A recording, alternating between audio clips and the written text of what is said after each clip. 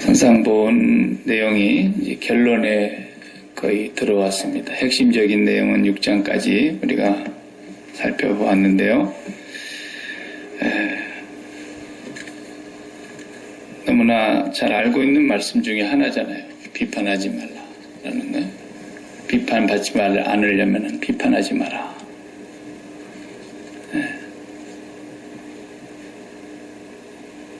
율법과 복음의 차이가 어디에 있다 그랬어요? 율법은 밖에 있는 거라 그랬어요. 밖에. 돌 위에 또 뭐 이렇게 책에 이렇게 써져 있는 것이 율법이에요. 그런데 복음 안으로 들어오면 예수 안으로 들어간다는 것은 뭐예요? 말씀이 이제 내 안에 와 있는 거예요. 말씀이 밖에 있는 게 아니에요. 성령이 거하신다라는 말은 다른 말로 하면 말씀이 내 안에 거하신다는 뜻이거든요. 이 그리스도의 영이 오셔서 우리 마음이 그리스도가 사시는 거예요. 그리스도가 사셔서 그리스도의 말씀이 나를 이끌고 가는 것이지 내가 그 말씀을 밖에 있는 말씀을 지키려고 노력하는 게 기독교가 아니란 말이에요. 그건 율법에 매여 있는 거예요. 아직도 율법적으로. 그러니까 그렇게 지키려고 하면 지켜지지도 않고 지켜졌다가 안 지켜졌다가 그러는 거예요.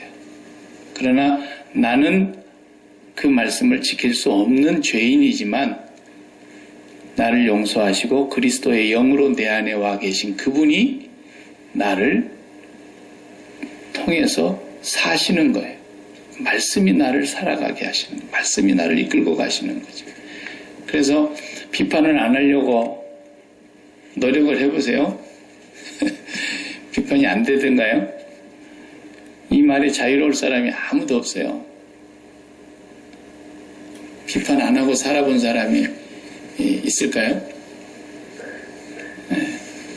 그러니까 말씀이 밖에 있으면 이게 안 돼요.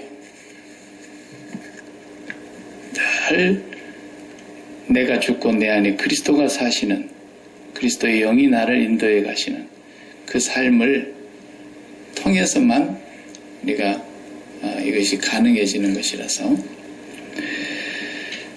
이 비판이라는 단어가 성경에 너무 많아요.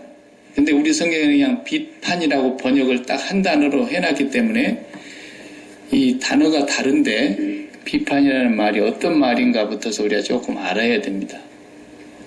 성경에 보면 판단이라는 말도 있고 비판이라는 말도 있고 비방이라는 말도 있고 수근수근한다는 말도 있고 또 후욕한다는 말, 후욕한다는 번역은 중상모략한다는 뜻이거든요. 그러니까 이 예수님이 말씀하신 이 비판하지 말라는 이 단어의 의미가 무엇일까? 그걸 우리가 먼저 좀 정리를 해야 되는 겁니다. 직업이 비판하는 사람이 있습니다. 그죠? 문학 비평. 그럼 이 사람은 남이 쓴 글을 읽고 그것을 비평을 하는 거예요. 평가를 하는 거예요.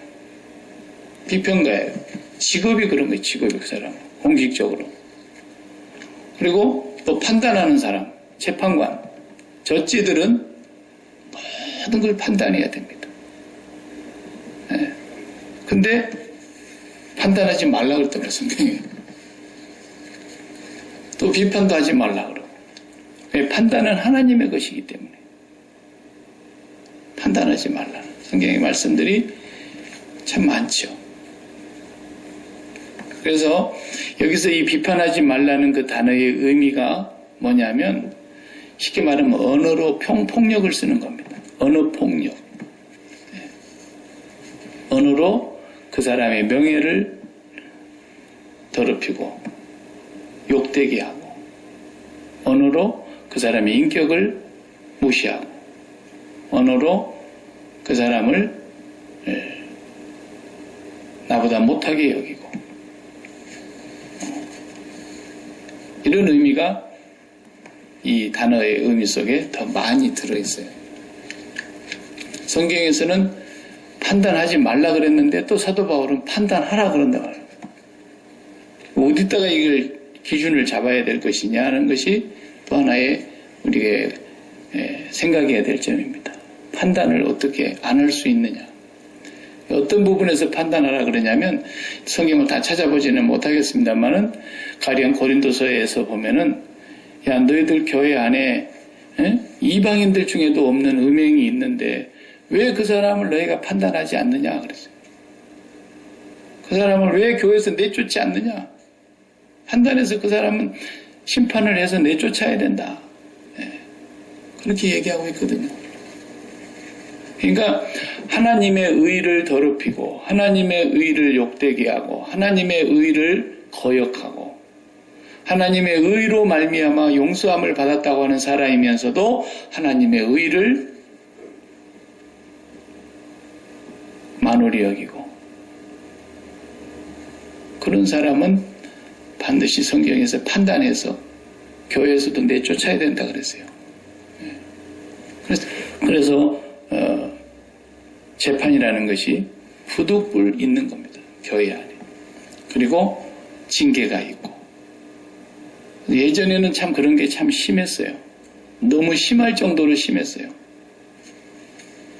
제가 전도사 때에 담임 목회를 한번 해드렸는데 전도사 시절에 우리 동네에 한 분이 결혼을 해가지고 며느리가 돼서 그 집에 왔어요. 그런데 어머니가 권사님이 이런데 부산에 계시는 분인데 저 시골 섬으로 시집을 온 거예요.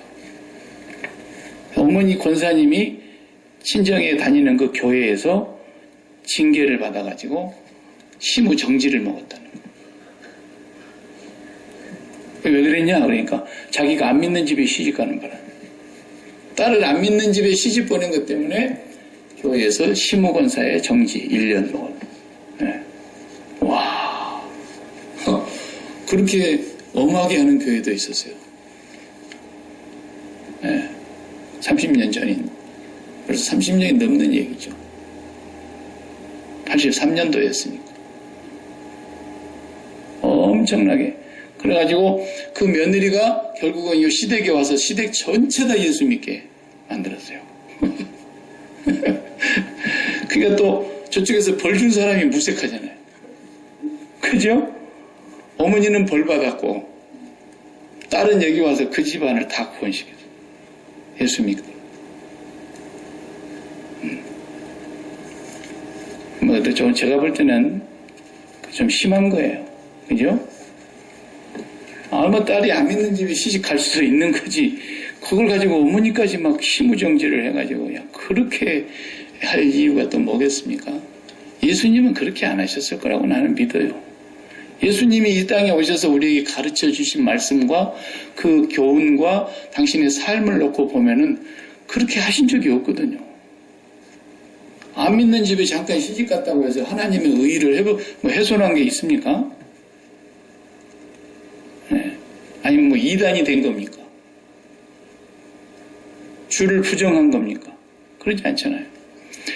우리가 찬송가에 들잖아요. 내 주 하나님 넓고 큰 은혜는 얼만큼 저 깊은 바다보다 더 깊다라는 거예요. 어디를 바다에 때 비교하겠습니까만 우리 언어의 한계지 않습니까? 네. 그렇게 깊은 하나님의 은혜를 우리에게 주셨는데 그렇기 때문에 하나님은 그 십자가의 그 구속의 은혜와 용서와 사랑이 너무 크기 때문에 우리 언어로서는 다 표현할 수 있는 한계가 있지만은 그렇게 하나님이 크신 은혜와 사랑을 베풀어 주신 분이므로 하나님은 마음이 넓습니다. 그 깊이만큼이나 넓고 그 높이만큼이나 큰 거예요. 하나님의 사랑은. 그러니까 하나님께서 웬만하면 받아주십니다. 웬만하면 다 받아주세요. 이단이 아니면 하나님은 받아주세요. 이단은 하나님도 안 받아주세요.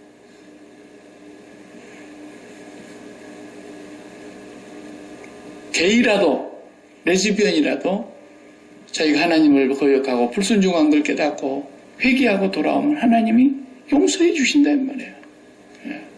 살인 강도 가늠한 자 현장에서 잡혀온 사람도 나도 나를 정죄하지 않는다. 하나님이 굉장히 마음이 넓으신 분이세요.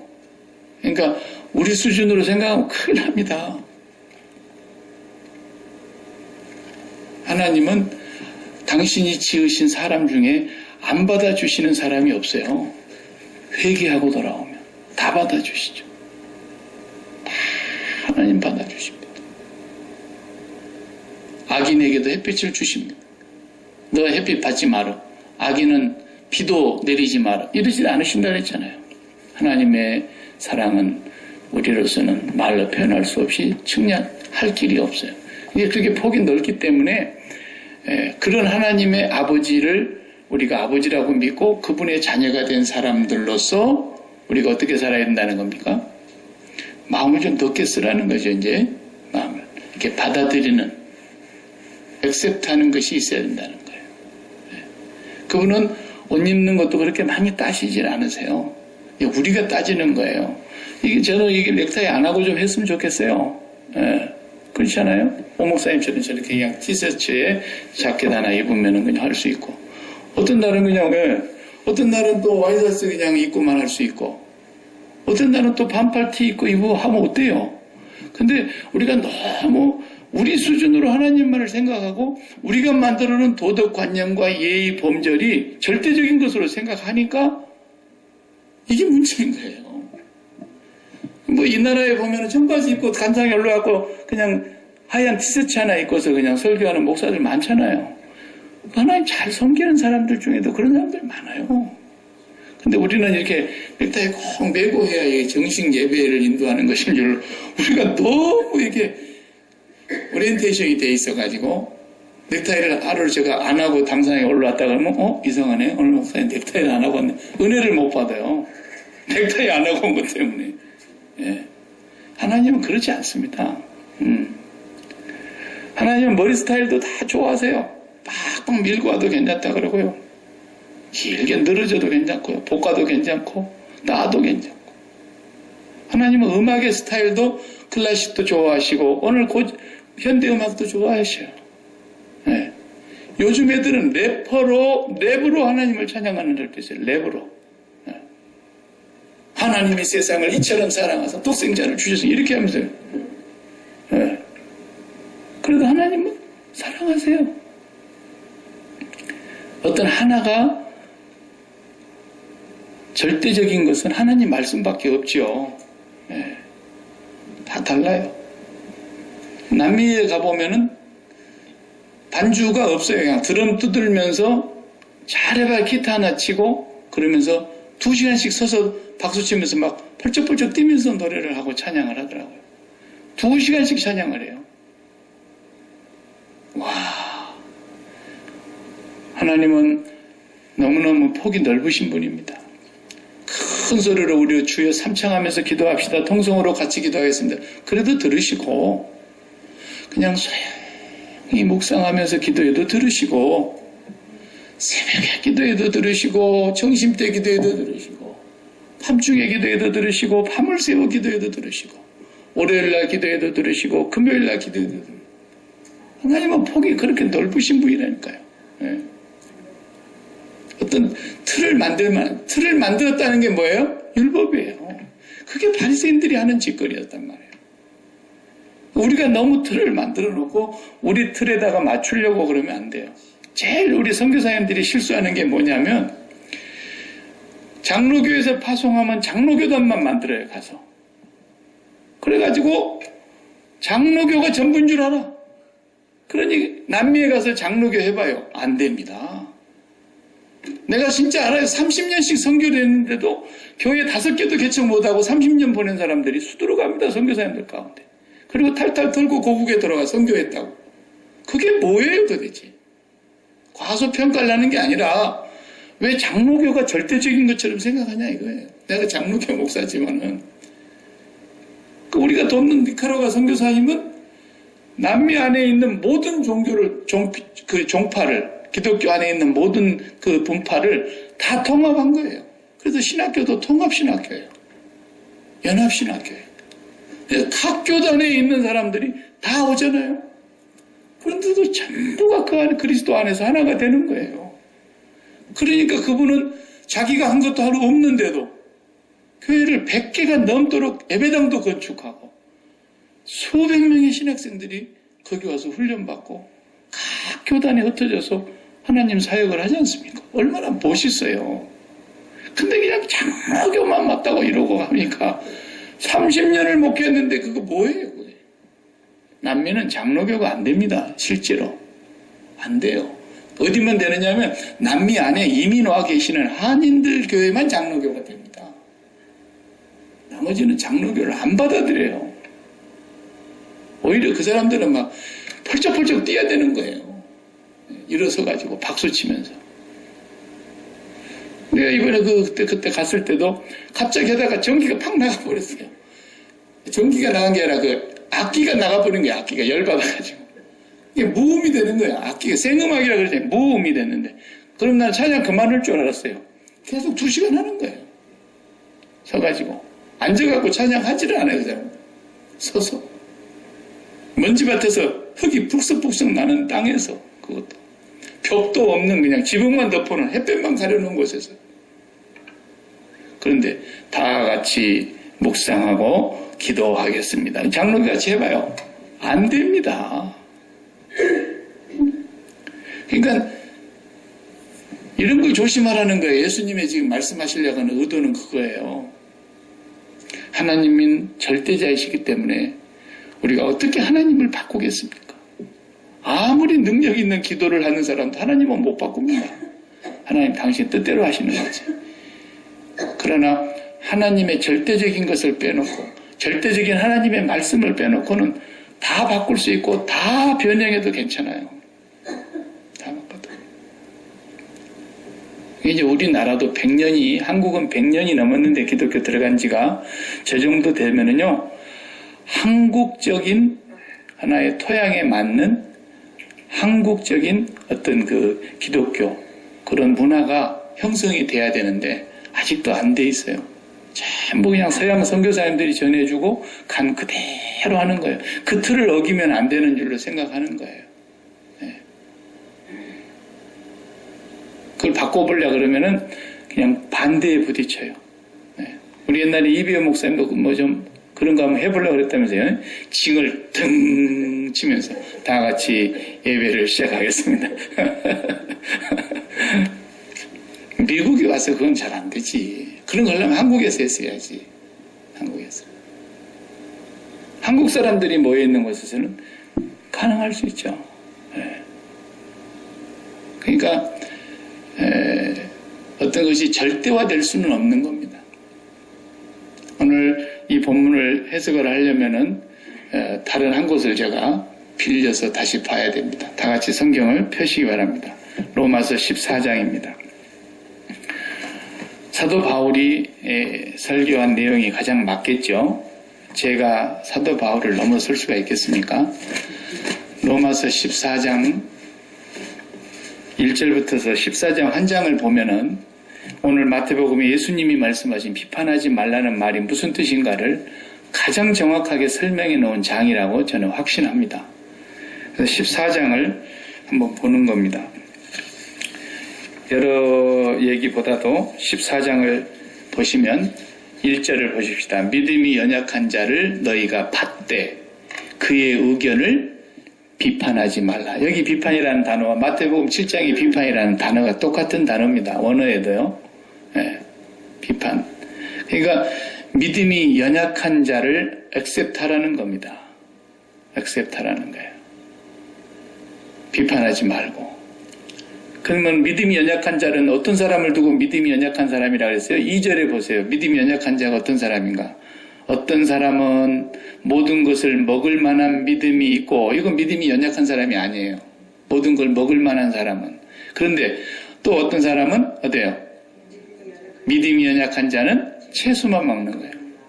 베지터블을 먹는다는 것은 요새는 채식주의자라는 뜻이 아니고 그 당시에 고기를 안 먹는 사람들을 말하는 건데 왜 고기를 못 먹었냐? 그 우상의 전당에 가서 제사를 드리고 나면은 그 고기를 다 바치고 난 뒤에 제사 끝나면 다시 푸주간으로 가져가서 고기를 파는 거예요. 그러니까 이건 제사 드리고 온 고기 음식이란 말이야. 그러니까 예수 믿는 사람들이 그 제사 지내는 우상의 전당에 있다가 나온 거니까 안 사 먹었어요. 안 먹은 거예요. 근데 어떤 사람은 먹었어요. 다 똑같이 예수를 믿는데. 그러면서 이제 문제가 벌어져 3절을 보세요. 무슨 문제가 터졌냐면 3절에 문제가 터진 거예요. 먹는 자는 먹지 않는 자를 업신여겼어요. 업신여겼어요. 예. 그러니까 하지 말라는 게 그런 짓거리. 먹는 사람은 못 먹는 사람을 막 업신여겼어요. 그 다음에 또 그 다음 말씀 말했어요. 먹지 않는 자는 먹는 자를 또 비판했어요. 그걸 어떻게 먹을 수 있느냐. 아무리 먹을 것이 없다고 그걸 처먹느냐고 이렇게 했겠잖아요. 예. 우상 앞에 갔다 온 것인 줄 모르고 처먹냐고 이렇게 안 했겠어요? 예. 막 비판한 거예요. 먹는 사람한테 대놓고. 둘이서 싸움이 난 거예요. 그러니까 그러지 말라. 그러면서 왜냐하면 하나님이 그를 받으셨음이라 그랬어요. 먹는 자도 하나님이 받으셨고 먹지 않는 자도 하나님이 받으셨다. 그 말에 이게 본래 뜻이. 다 받으셨다는 게 하나님. 하나님은 그렇게 우리같이 옹졸하지 않다니까요. 다 받으셨어요. 하나님이. 먹지 않는 자도 받으셨어요. 먹는 자도 받으셨어요. 그게 첫 번째 우리가 비판하지 말아야 될 이유인 겁니다. 네. 고린도전서 8장에서 9장, 10장까지 3장에 걸쳐서 이 14장 1절, 2절, 3절의 말씀이 고린도전서에서는 8장에서 10장까지 나오잖아요. 우상의 제물에 관하여는 그러면서 8장 1절에서 시작해가지고 10장 마지막 절까지 요 우상 앞에 갔다가 바치고 온 고기를 먹을 거냐 말 거냐가 고린도 교회 문제에도 있었고 로마에 있는 그리스도인들에게도 이런 문제가 있었고 왜? 온 사망대가 다 우상 섬기는 데인데 뭐 그 당시에 그 우상의 신전에 갖다 바친 제물이 산더미처럼 바쳤다가 그걸 다 사람들이 먹을 수 있겠어요? 그 안에서 다시 또 장에 내다가 팔아야죠. 그럼 그거 사다 먹는 거예요. 그럼 먹을 거냐 말 거냐. 우리나라도 그런 문제가 과거에 비슷하지만 있었어요. 이쪽 집에는 그냥 제사 지낸다고 5대째 제사 지내면 시제 모신다 그래가지고 그냥 조상들 제사를 얼마나 많이 합니까? 떡을 많이 하고 나는 거기 가서 유자는 꼭 하나씩 갖고 왔어요. 옛날에 향수가 없을 때 유자 갖다 놓으면 얼마나 냄새 좋아요. 유자를 이만큼 싸놔. 어떤 집은 제사 지낼 때 보면 얼른 하나 갖다가 우리 집에 방에 또 딱 갖다 놓으신 내가 냄새 좋아라고. 근데 끝나고 나면 떡을 돌려요. 온 동네 집안마다 다 떡 돌리잖아요. 사양 지냈다 시제 모셨다 그래가지고 그러면은 예수 믿는 사람들 중에는 우리는 제사상에서 어쨌든 안 먹습니다. 가져가세요. 그렇게 말하는 사람도 있어요. 안 먹더라도 받아갖고 그냥 개를 줄지라도 조용히 받아라도 하면 좋을 텐데 문전박대라는 사람도 있어요. 예수 믿는 사람 중에. 자기가 믿음이 좋다는 거죠. 네. 나는 그런 거 안 먹습니다. 근데 또 김장로님은 받아 먹었네. 김장로님 집 같은 떡이 있어. 뭐예요? 어제 저기 박씨 집에서 제사 지내고 왔다는데 뭐 떡을 갖고 왔었다. 좀 먹어보세요. 그러니까 장로가 되고 그런 걸 먹냐고 막 그러면서 또 장로를 나무래요 또. 네. 그런 문제가 있었어요 예전에. 근데 이런 비판하지 말라는 거예요. 먹는 사람도 하나님이 받으셨고 안 먹는 사람도 하나님이 받으셨어요. 믿음이 조금 확신이 굳게 선 사람이나 아직 믿음이 확신이 서지 못해서 굳게 서지 못해서 그걸 먹으면 마음이 꺼림칙해갖고 죄를 짓는 것 같아서 도저히 먹을 수가 없는 사람이나 둘 다 하나님이 다 받으셨으니까 서로 비판하지 말라는 거죠. 그죠? 네. 그러니까 박 목사가 어디 가서 혹시라도 와인을 한 병 사갖고 다가 여러분하고 눈이 탁 마주치거들랑 오마 우리 목사님 와인 먹는가 보네. 그러면서 그냥 막 또 뒤에 가가지고 막 목사님이 그렇게 술을 좋아하는 줄을 몰랐다고 그러고 그러지 말라 그 말이에요. 왜? 와인 먹는 박 목사도 하나님이 받으셨고 나는 절대로 포도밭 옆에도 지나가지 않는다는 사람도 하나님이 받으셨으니까 그딴 짓 하지 말라 그 말이에요. 네. 아시겠어요? 네. 그래 나도 우리 집에서 와인 한 잔씩 해요. 근데 의사가 먹지 못하게 하니까 내가 안 먹는 거예요. 당신의 몸은 먹으면 안 됩니다. 그래서 나는 우리 집사람이 그래서 담아준 것만 꼭 먹었는데 그것도 못 먹게 해서 다 시애틀에 가서 제 친구 목사 다 갖다 줬어요. 많이 퍼마시라고. 네. 거기 고기 먹을 때 한 잔씩 먹어야지 그 느끼한 고기 씹어 먹고 있으면 무슨 맛으로 먹어요? 와인 한 잔 먹을 때 얼마나 좋아요. 안 먹는 척 하지 마세요. 또 안 먹는 사람이 있어요. 끝까지. 안 먹어도 그걸 이렇게 비판하지 말아요. 다른 사람들. 네. 제가 최 장로님 집에 가갖고 혹시 담배를 한 갑 사갖고 나오다 들키더라도 네. 어떤 분은 그렇게 담배를 못 끊어가지고 목사가 됐는데 네. 그래갖고 서재실에서 문을 살짝 열어놓고 이렇게 불어내고 계속 방에 냄새 안 배길려. 그랬는데 저기서 딱 권사님하고 눈이 마주친 거야. 자기 교회 권사님하고. 실제로. 그래가지고 저렇게 이제 입이 싼 권사님한테 내가 걸렸으니 내가 이제 끝났다. 목회 끝났다. 그리고는 보따리를 쌀 준비를 했대요. 그런데 그 다음 주일에 조용하더래요. 이야, 신기하다. 조용해. 소문이 날 줄 알았는데. 네. 그래갖고 계속 목회했대요, 그냥. 여러분, 이런 예는 너무너무 많은 거예요. 네. 박 목사가 담배를 못 피우는 게 아니고 안 피우는 겁니다. 하나님을 사랑해서 안 피우는 게 아닙니다. 내 몸을 생각해서 내가 안 피워요. 네. 아시겠어요? 하나님 피우라고 그래서 나 피울 거예요. 그런데 하나님이 피우란 말도 안 했고 안 피우란 말도 안 하셨지만 내 몸을 생각해서 내가 안 피우는 거예요. 내가 못 피우는 게 아니고 나도 억지로 피워보면 피울 수 있어요. 네. 내가 술을 안 먹는 것이 아니라 못 먹는 것이 아니라 안 먹는 거예요. 왜? 내 몸이 안 받으니까. 그리고 먹기 싫으니까. 여러분, 이런 것을 절대화하면 안 돼요. 신부들이 술 잡수시는 것에 대해서 별로 그렇게 하나님께서 신부들 술 먹는다고 안 받아주는 게 아니거든요. 네. 그냥 동정표를 던져. 거기는 또 장가를 안 가서 혼자 사니까 얼마나 적적하겠냐. 술이라도 먹으면서 달래야지. 이해를 해주는 거예요. 또 그쪽은. 네. 장가 가도 적적하기는 마찬가지거든요. 근데 뭐 그런 거 하나 차이를 두고 봐주고 안 봐주고 그러냔 말 웃기잖아요. 그러니까 이런 것을 비판한다는 자체가 너무 웃긴 거니까 오늘 저녁에 수요일 밤에 예배를 드리면서 이 말씀을 듣는 우리는 절대 그러면 안 돼요. 이런 걸 배워야 된다는 거예요. 박 목사가 지금 술 먹으려고 단다리를 잘못지게 하고 있구나. 그게 아니죠. 네. 그 다음에 이제 4절부터 또 봐봐요. 사도 바울이 이렇게 설명을 정확하게 하죠. 남의 하인을 비판하는 너는 누구냐? 그가 서 있는 것이나 넘어지는 것이 자기 주인에게 있음에 다 같이 그가 세움을 받으리니 이는 그를 세우시는 권 주께 있음이라.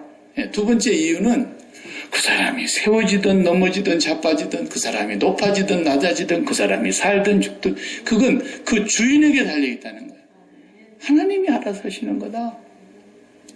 세우는 것이 그분에게 있고 넘어지는 것도 그분에게 있고 높이는 것도 그분에게 있고 죽는 것도 그분에게 있고 주인이 종을 마음대로 하는 것이니까 세우는 자나 넘어지는 자나 다 주인이 하는 거다. 그런데 그분이 저를 세웠다. 네가 세운 것처럼 그러지 마라 그 말이에요. 그죠? 각자는 다 누가 세웠어요? 하나님이 세우셨다. 네가 세웠냐? 아니다. 하나님이 세우셨다. 목사만 하나님이 세우셨냐? 집사도 하나님이 세우셨다. 모든 성도는 다 하나님이 세우셨다라는 거예요. 그러니까 서로 피차간에 그걸 존중하라는 거예요.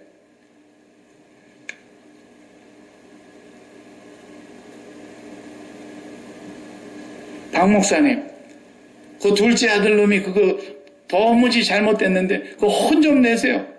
예, 그렇습니까? 죄송합니다. 그런데 집에 와서 내가 혼낼 수도 있고 안 낼 수도 있는 거예요. 왜? 내 자식이니까. 그죠? 하나님이 세우셨다는 거예요. 하나님이 매를 때리고 싶으시면 매를 때릴 것이고 하나님이 괜찮다 그러면 괜찮을 것이고 하나님이 괜찮다 그러는데 왜 네가 안 괜찮다 그러냐고 말이에요. 그러니까 사도 베드로도 그런 오류를 범했어요. 사도지만 성령이 충만했지만 하루에 3,000명씩 회개하고 5,000명씩 세례를 받는 그런 역사를 일으키는데 쓰임받는 종이었지만 그 사람도 실수를 한 거예요. 그 기도를 하고 있는데 하늘에서 보자기가 이렇게 내려오는데 5만 가지 부정하고 더러운 성경에 먹지 못하게 한 부정한 음식들이었어요. 근데 음성은 잡아서 먹으라 그러는 거예요. 그게 베드로가 그러겠어요. 내가 어릴 적부터 이런 건 먹질 않았습니다. 왜? 율법을 철저히 지킨 유대인이었으니까. 그 하나님께서 그러게 내가 깨끗하게 했는데 왜 네가 더럽다 그러냐. 내가 괜찮다 그러는데 왜 네가 안 괜찮다 그러냐. 3번이나 그 일을 반복하셨어요. 환상 속에서. 그리고 고넬료가 보낸 사람이 베드로가 있는 피장이 시몬의 집에 도착했고 그래서 따라가 봤더니 이방인하고 유대인하고는 서로 교류하거나 집에 들어가거나 한자리에 앉아서 식사를 한다는 건 있을 수가 없다는 것을 베드로가 왜 몰라요? 아는데 내가 깨끗하다는 걸 네가 더럽다 그러지 마라. 이방인의 집에 들어간 거예요. 고넬료 집에 가서 복음을 전했더니 자기들이 받았던 성령이 똑같이 임하시고 성령이 역사하시고 그러자 거기서 세례를 베풀었어요. 예루살렘 교회에서는 난리가 났습니다. 베드로가 이방인 집에 들어갔다는 게 소문이 나서. 그렇지만 그날 성령의 역사를 다 얘기하고 나서 예루살렘 교회의 큰 종교 회의가 전체 교회의 회의가 지도자들 회의가 은혜롭게 딱 끝났잖아요. 더 이상 이방인을 더럽다 그러지 마라. 비판하지 마라. 남을 비판하는 네가 누구냐? 로마서 2장 1절에 그랬죠. 네도 그보다 더 뒤에서 똑같은 일을 행하면서 왜 남을 비판하느냐 그랬어요. 네도 지키지 못하고 율법을 어기고 살면서 무슨 다른 사람이 율법 안 지킨다고 네가 정지하느냐? 로마서 2장에 그랬잖아요. 그러니까 하나님이 괜찮다 그랬으면 우리는 안 괜찮다 그러지 말라는 거죠. 그 말하니까 생각나네. 옛날에 돌아가신 구봉서 장로님이 하영조 목사님 그 교회 다니셨죠. 초창기에 연예인 교회. 성경 공부를 참 모여가지고 이렇게 그룹 스터디를 하는데 예수님 동정녀 탄생하신 것에 대해서 마리아가 성령으로 잉태하여 동정녀 탄생하신 예수님에 대해서 이렇게 성경 공부하는데 뭐 그럴 수 있느냐고 어떻게 성령으로 잉태되는 게 가능하냐고 남자가 없이 어떻게 애가 임신이 되냐고 막 알가불면서 막 그러니까 구봉서 장로님 가만히 듣고 있다가 아니 지 남편이 괜찮다는데 왜 당신들이 난리요? 코미디언 같은 말씀을 아주 명언을 하셨다 그러잖아요. 지금 남편이 괜찮다는데 요셉이 괜찮다는데 왜 니들이 난리요? 하나님이 괜찮다는데 왜 니들이 그래요? 와인 한 잔 먹는 거 하나님이 괜찮대요. 이제 담배 한 가지씩 피는 것도 하나님이 괜찮대요. 근데 내가 걱정스러운 것은 그 사람의 몸이 망가질까 걱정스러운 거예요. 그래서 내가 황 집사님 보고 맨 끊으라고 맨날 그런 거예요. 우리 교회 황 집사님 담배 피는지 다 알잖아요. 그걸 뭐 비밀로 해요. 교회 끝나고도 나가서 한 대씩 피고 오는데. 그래 내가 당신의 몸을 생각해서 끊어라. 내가 당신 장례식을 그것 때문에 치르게 생겼단 말이야. 내가 그랬어요. 이러다 지금 장례 치러야 될지 모르겠어요, 지금. 몸이 너무 많이 망가졌어, 지금. 그러나 그걸 우리가 비판하면 안 돼요. 비판하면 안 돼요. 그런 거 하지 말라는 거예요, 교회에서. 제가 왜 이렇게 구체적으로, 노골적으로 얘기를 하느냐. 우리가 이걸 배워야 되기 때문에. 불쌍히 여겨야 돼요. 안타까이 여겨야 돼요. 위에서 기도해 줘야 돼요. 책망을 해도 내가 너 건강을 생각해서 그런 거다. 진심이 전달되게 해야 돼요. 에이, 더럽게 시리 교회까지 와서 담배를 피우고 담배 냄새 피우냐고 막 그러면 안 돼요. 하나님은 그렇게 우리처럼 옹졸한 분이 아닙니다. 그런 걸 하는 돼요. 두 번째가 그래서 하는 거예요. 계속 읽어봅시다. 5절 읽어보세요. 어떤 사람은 이 날을 전날보다 낮게 여기고 어떤 사람은 모든 날을 같게 여기나니 각각 자기 마음으로 확정할지니라. 그 당시에는 그 날을 중히 또 여겼다니까. 그래가지고 6월절을 어떻게 해야 될 것이냐. 예수를 믿었는데 이제는 그러면 77절은 어떻게 할 것이냐. 맥추절은 어떻게 할 것이냐 말이야. 그 다음에 또 수장절은 장막절은 어떻게 할 것이냐. 날짜가 이제 심각한 거야. 매월 첫날 오는 월삭일은 어떻게 할 것이냐. 대속죄일은 어떻게 할 것이냐. 나를 중히 여기는 것 때문에 또 문제가 됐다. 성경에 뭐라 그래요? 그런 거 중히 여기지 마라. 이제는 예수 안에서 다 완성된 것이다. 예. 그런 날 안 지켜도 괜찮다라는 거예요. 자기 마음에 확정된 것으로 하라는 거예요.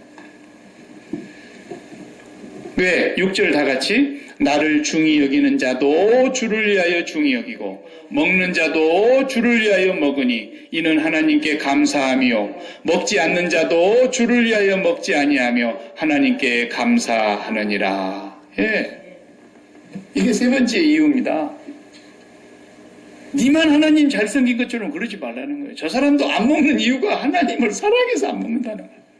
하나님께 감사하며 안 먹는다는 거예요. 그러니까 먹는 네가 안 먹는 사람 우습게 여기고 업신여기지 말라는 거야. 저 사람도 하나님 생각하고 안 먹는 거야.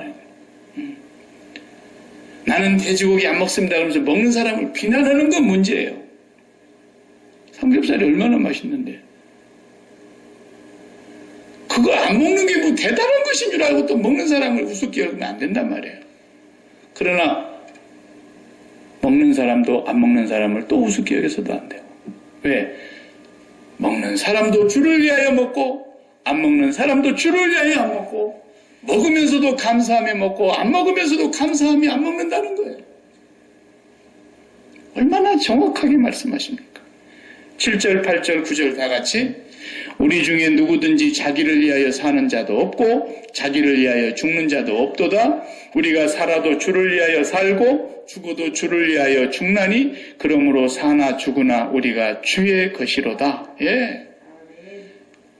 하나님의 나라는 먹고 마시는 것이 아니라 그랬잖아요. 성령 안에서 의와 평강과 희락이라 그랬지. 그러니까 먹는 것도 주를 위하여 먹고 안 먹는 것도 주를 위하여 안 먹고 사나 죽으나 주를 위하여 살고 죽어도 주를 위하여 죽나니. 그러니까 나만 잘 믿는 것처럼 하지 말라는 거예요. 그 사람도 다 자기 수준에서는 하나님 살아가면서 그런 거라는 거예요. 이런 우리가 이해를 분명하게 하면 비판하지 않을 수 있다. 그런 말씀이, 그런 성령의 말씀이 우리 안에 있기를 바랍니다. 그 다음에 이제 마지막 판에 10절입니다. 또 비판하지 말아야 될 마지막 이유가 10절 다 같이 네가 어찌하여 네 형제를 비판하느냐 어찌하여 내 형제를 업신여기느냐 우리가 다 하나님의 심판대 앞에 서리라. 아멘. 이게 결정적인 겁니다. 우리는 반드시 이날이 옴을 기다리고 있고 우리가 그날이 다가옴을 알고 있습니다. 반드시 누구나 다 하나님의 심판대 앞에 설 겁니다. 네. 여기 심판대라는 단어는 또 다른 단어입니다. 여기서 심판이 나는 거예요.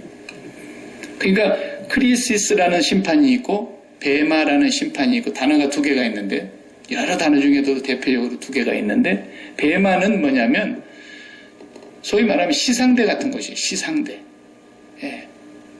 요한복음 5장 24절에 그랬잖아요. 예수를 믿으면 심판에 이르지 아니하나니 내가 진실로 진실로 너에게 이르노니 내 말을 듣고 또 나 보내신 이를 믿는 자는 영생을 얻었고 심판에 이르지 아니하나니 사망에서 생명으로 옮겼느니라 그랬어요. 과거를. 그러면 그 심판은 무슨 심판입니까? 죽느냐 사느냐, 영생으로 가느냐, 영원한 형벌로 가느냐의 심판을 말하는 거예요. 예수를 믿는 사람은 거기에 서지 않는다는 거예요. 그러나 여기 하나님의 심판대 앞에 서리라 그럴 때는 베마, 원문에 보니까 베마티 그랬어요. 베마라는 심판이에요. 시상대. 상을 주는 거. 예. 그러니까 하나님 앞에 설 때에 반드시 어떤 심판을 받느냐면 그 뒤로 읽어보세요. 11절에 기록되었으되 주께서 이르시되 내가 살았노니 모든 무릎이 내게 꿇을 것이요 모든 혀가 하나님께 자백하리라 하였느니라. 이러므로 우리 각 사람이 자기 일을 하나님께 직고하리라 그랬어요. 예. 내 입으로 하나님 앞에 다 이실 직고한다는 거예요. 그 심판대 앞에 우리가 설 거예요. 그러니까 부모가 항상 옳은 것도 아닙니다. 자식이 항상 틀린 게 아니에요. 자식이 거기 앞에 가보면 이 땅에서는 부모 자식이겠지만 거기서는 그런 관계가 아니잖아요. 내 밑에서 나와가지고 자식으로 땅에서 살았던 사람이 천국 가보니까 나보다 나을 수가 있어요. 그걸 아셔야 됩니다. 네. 여러분 중에 우리 함께 이렇게 주님을 섬기고 있는데 아버지의 심판대 앞에 시상대 앞에 섰는데 목사보다도 여러분이 상을 더 받을 것을 나는 믿습니다. 안 그렇습니까? 목사는 맨날 봉급 받으면서 일했고 여러분은 내면서 일했잖아요. 누가 상급이 크겠습니까? 잘 모르시나 봐요. 아니 목사가 상급이 되게 크겠습니까? 나는 그렇게 생각하지 않습니다. 하나님 앞에서는 반드시 그 시상대 앞에 설 때 우리가 한 일에 대해서 내가 죽은 자가 아니야. 나는 살아있는 하나님이야. 모든 이름이 내 무릎이 내 이름 앞에 무릎을 꿇고 내가 하나님이 됨을 인정할 것이다. 그날에 그들이 이실직고 할 거라는 거예요. 그러니 부끄러움을 당할 자도 있겠다 그랬어요. 그러므로 우리는 그걸 기억한다면 그냥 비판하지 않아도 되는 거죠.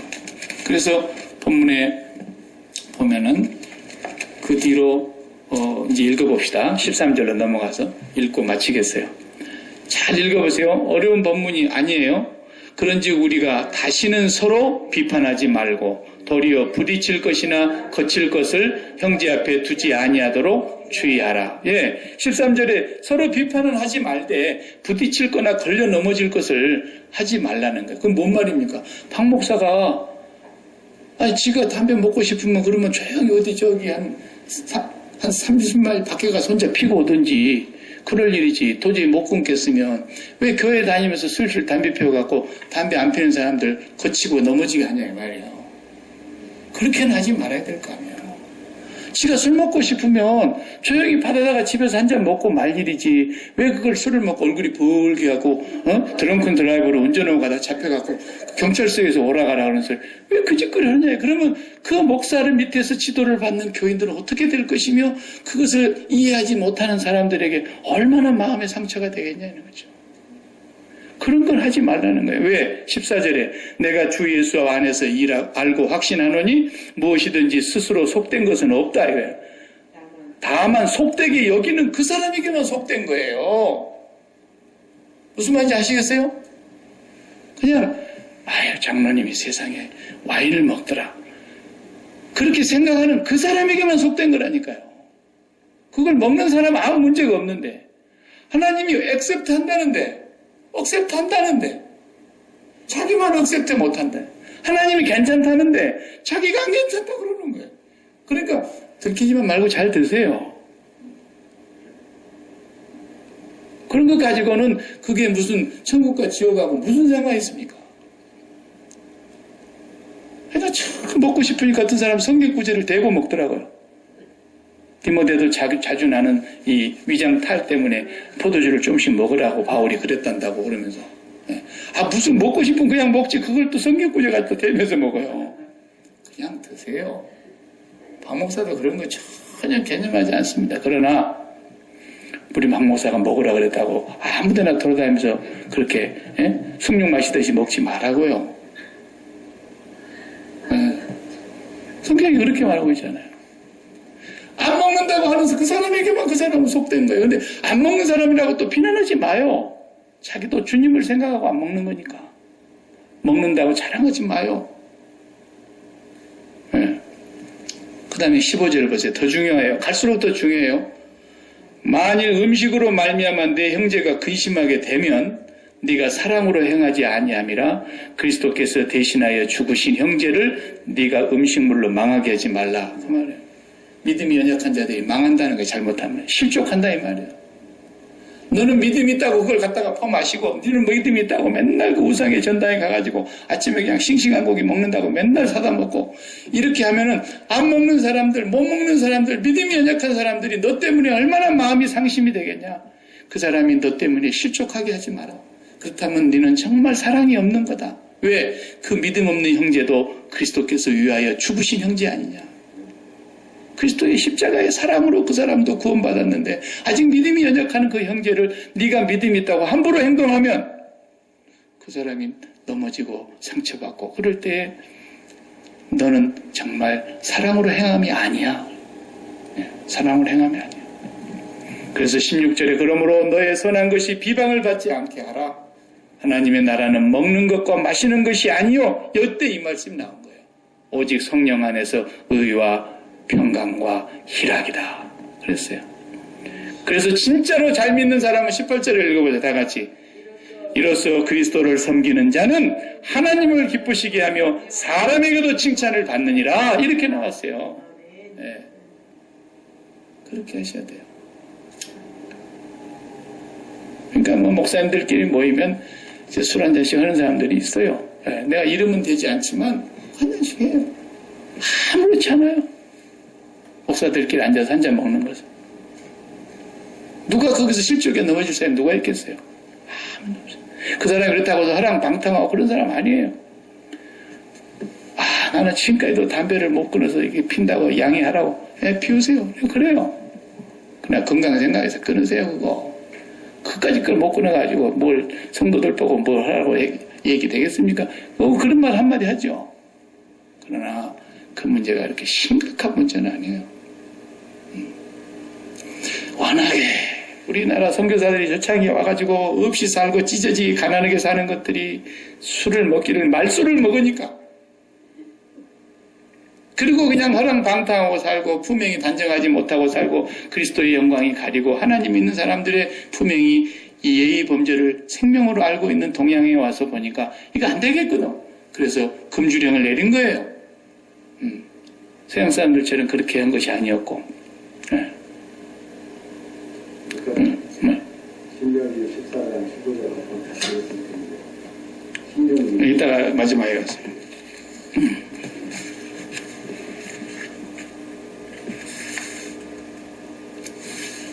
그 다음에 또 읽어보세요. 18절 18절 읽었죠. 19절. 그러므로 우리가 화평의 일과 서로 덕을 세우는 일을 힘쓰나니, 보세요. 비판하면 화평이 깨집니다.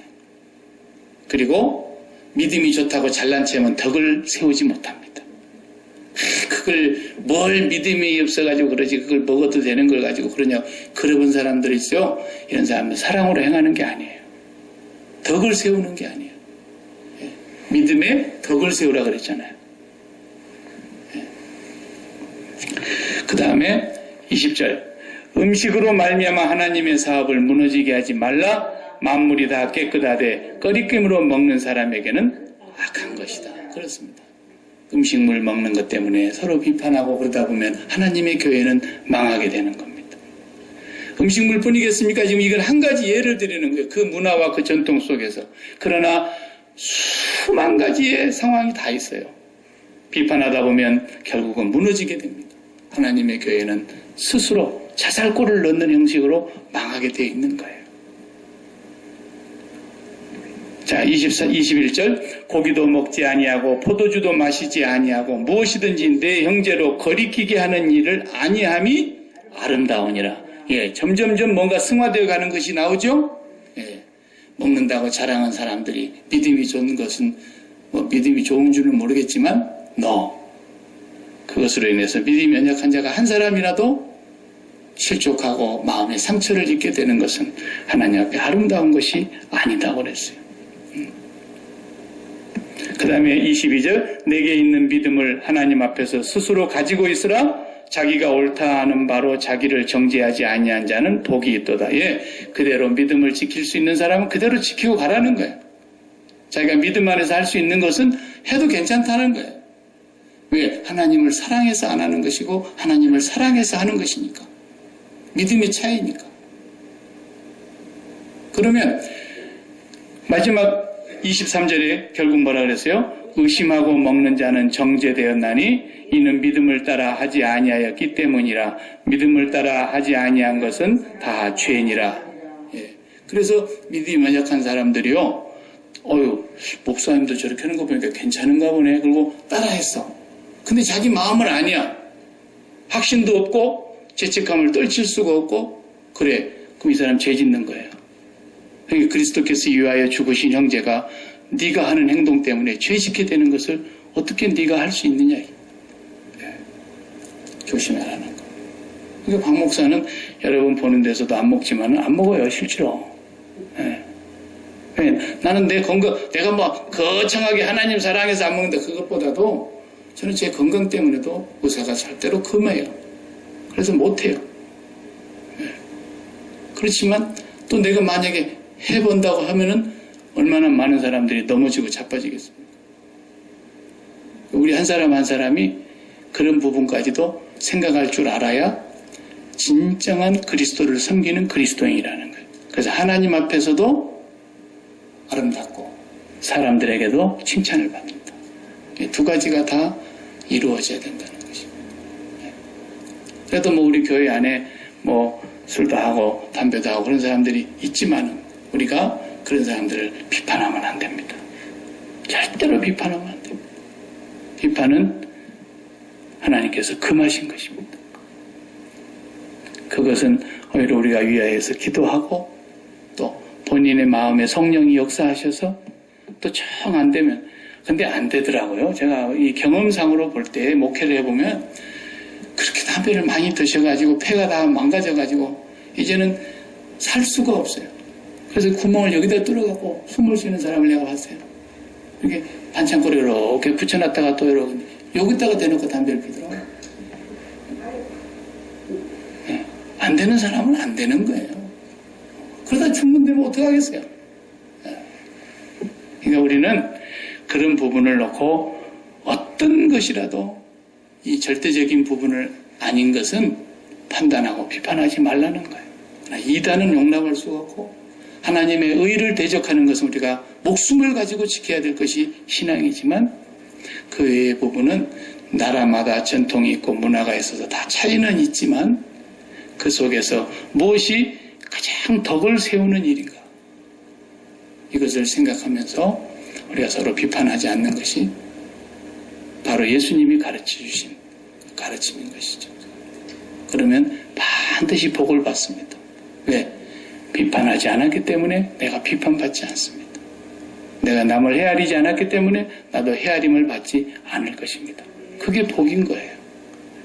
교회 안에서 그런 걸 우리가 잘 지켜야 돼요. 목사님 아까 어디 보셔서 그랬어요? 신명기 14장 15절이거든요. 예, 14장, 신명기 14장 15절. 우리나라 이스라엘 사람들이 어떻게 날 부르고 있습니까? 신명기 14장 15절.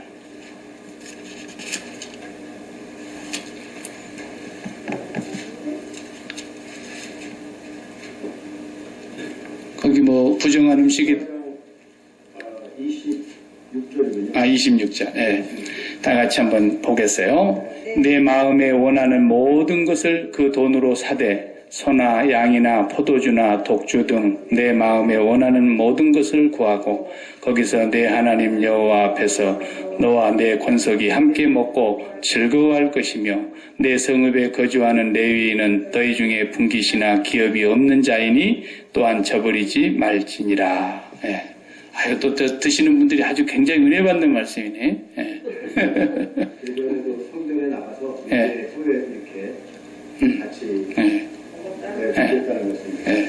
그러니까 이 어느 한 구절을 우리가 먹기 위해서 꼭 이렇게 근거를 삼는 건 아니지만 예. 우리가 그리스도 안에서 오늘 보는 마태복음의 말씀은 정말 그리스도 안에 있는 사람들이 어떻게 믿음을 지키며 덕을 세울 것이며 그렇게 하는 가운데서 왜 우리가 비판하지 않아야 되는가를 잘 말씀해주고 있다고 봅니다. 감사합니다. 기도하겠습니다. 하나님 감사합니다. 비판을 받지 아니하려거든 비판하지 말라 하신 주님의 그 말씀을 오늘 저희들이 사도 바울이 또 로마의 교회의 형편에 로마서를 말씀을 통해서 다시 한번 조명하고 성령께서 우리 각자의 마음속에 역사하시고 깨닫게 하시고 가르치시고 또 생각나게 하시는 것을 우리가 함께 나누었습니다.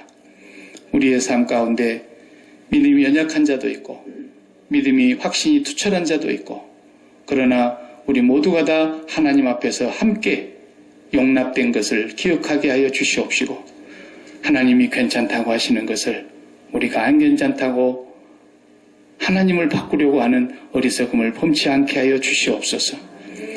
각자 다 다른 성정과 다른 특징과 개성을 가지고 있기에 나만 잘 섬기는 것이 아니라 상대방도 나름대로 하나님을 사랑하고 있다는 걸 인정할 수 있게 하여 주시옵시고 그들도 하나님이 세우셨다는 걸 인정할 수 있게 해 주시옵시며 마침내 우리 모두는 다 하나님의 심판대 앞에 설 것을 기억하고 살게 하여 주시옵소서. 우리가 몰라서 부지불식간에 이렇게 비판하고 정죄하고 남을 업신여겼던 허물과 죄를 불쌍히 여겨 주시옵시고 다시 우리가 그런 죄의 올무에 빠지지 않게 해 주옵소서. 예수님의 이름으로 기도하옵나이다. 아멘.